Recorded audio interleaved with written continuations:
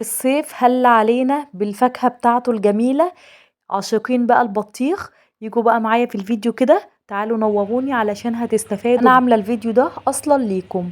مش هتصدقوا ان قشر البطيخ اللي احنا بنرميه كل ما بنجيب بطيخ يتعمل منه حاجات حلوة قوي، ما كانتش تخطر على بال اي حد بالحلاوة دي.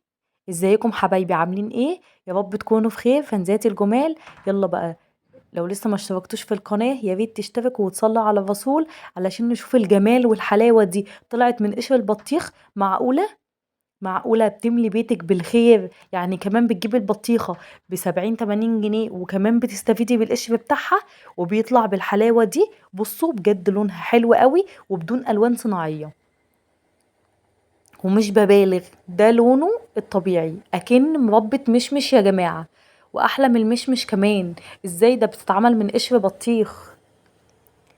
مش هتصدقوني غير لما تجربوا الوصفة. مش هتخسروا حاجة، انتوا كده كده بترموه في الزبالة وبيعمل لك مية وبيقلب لك الدنيا. طب ما تيجي نجربه معانا ونشوفوا هل هتبقى وصفة فعلا حلوة ولا تجربة فاشلة وما ينفعش ان احنا نجربها. تعالوا خطوة التجربة. لو انت عندك قشر بطيخ قومي ما ترميهوش وتعالي بقى، يلا سمي بسم الله وقشري معاكي كده قشر البطيخ عشان تملي بيتك بالخير. انا قشرت بقى، بصوا القشره الخضراء وسبت الحمراء والبيضه.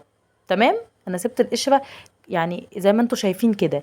مكان ما بناكل طبعا بيبقى فيه حتت حمراء مش بتطلع في القش، والحتت البيضة احنا بنشيل الخضرة بس. هخلص بقى كل الكمية بتاعة البطيخاية بتاعتي.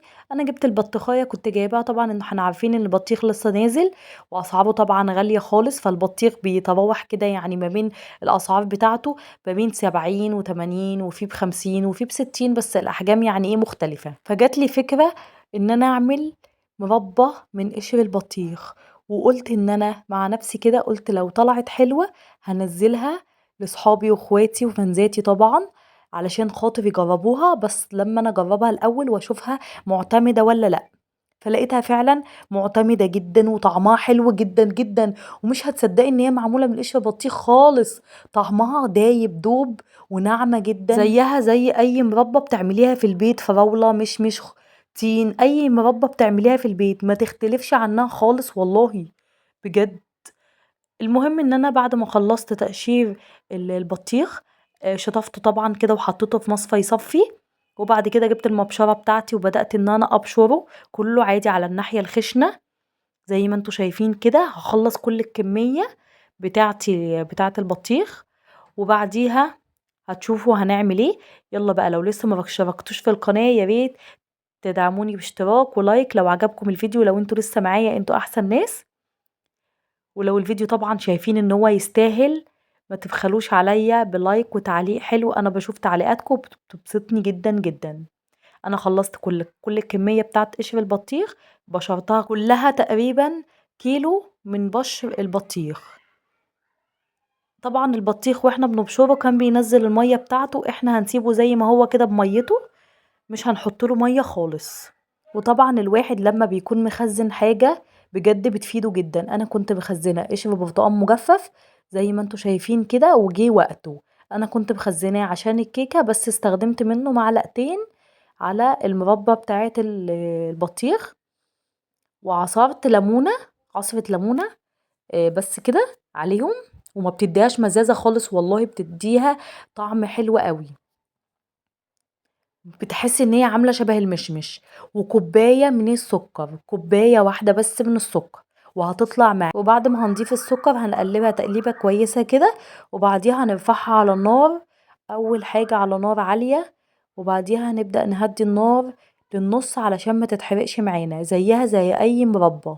بصوا الميه بتاعت البطيخ اصلا لونها احمر ازاي، عشان فيها حتت، كانت فيها حتت حمرا اصلا كنت سايباها.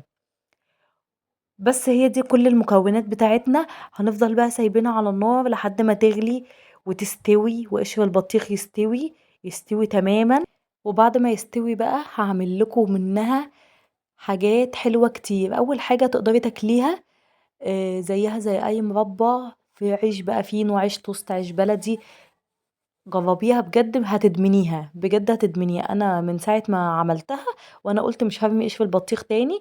وهعمل لكم بيه برضو وصفات تانية كتير. استنوني بجد، هعمل لكم وصفات كتير كتير من قشر البطيخ. بجد يعني مش هخليكم تفرطوا في قشر البطيخ خالص بعد ما تتفرجوا على الفيديوهات بتاعتي. لو لسه بقى ما عملتوش اللايك، انزلي بقى اعملي لايك حلو كده وتعليق حلو لو انتي لسه مكمله معايا في الفيديو.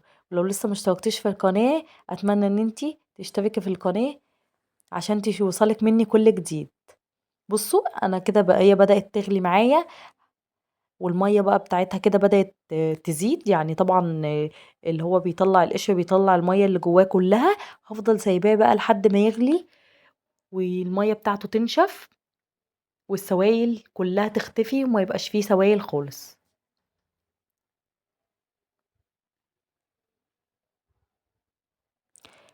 تقدري تعملي برضو بيها حشوات، تورتات، تحطيها كده في التورتات او تحطيها في تشيز كيك. بجد على الوش كده تحفة تحفة، ومش ويعني بجد طعمها مش يعني مش هيختلف خالص عن اي مربى بتستعمليها في التشيز كيك. روعة جدا.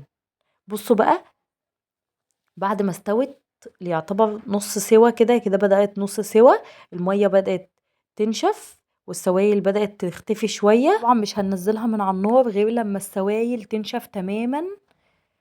وبصوا لونها بقى، عايزه اقول لكم لونها انا ما حطيتلهاش اي حاجه غير اللي انا قلت لكم عليها في الفيديو. جربوا الوصفه هتعجبكم جدا بجد.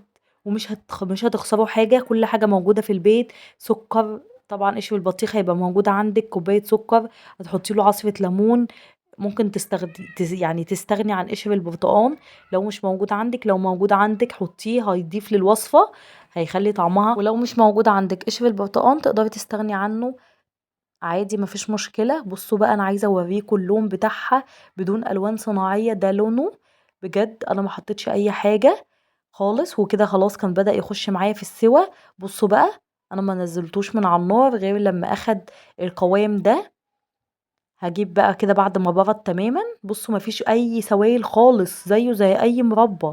مفيش اي سوائل خالص في الحله زي ما انتم شايفين. انا بفضيه معاكم عشان تتاكدوا. بجد حلو جدا، لونه حلو جدا جدا. طبعا مش هكلمكم على فوائد قشر البطيخ. البطيخ اصلا كل الفايده بتاعته موجوده في القشر. مش هتصدقوا بصوا عملوا معايا ايه. والله كيلو من المربى، غير كمان كان معايا طبق تاني فيه، غير العلبة دي كان معايا طبق. يعني مش عايزة اقول لكم كيلو المربى بكام دلوقتي. عملنا مربى في البيت ومالينا بيتنا بالخير بدون ولا حاجة. كلها حاجات موجودة عندي في البيت. وطبعا احنا بنرمي الحاجات دي في الزبالة من غير ما نعرف فايدتها الكبيرة، ان هي ليها فايدة جميلة جدا. بصوا لونه في العيش تحفة جدا وطعمه احلى. لو جربتوا الوصفة يا ريت تكتبولي، هستنى تعليقاتكم. قومي شطبي بقى واملي بيتك بالخير واعملي مربى بدون ولا حاجة. يلا فيديو جديد من مطبخ ياسمين. اشوفكم على خير في وصفات جديدة من قشر البطيخ. استنوني، استنوا فيديوهات تانية كتير ووصفات احلى واحلى. اشوفكم على خير.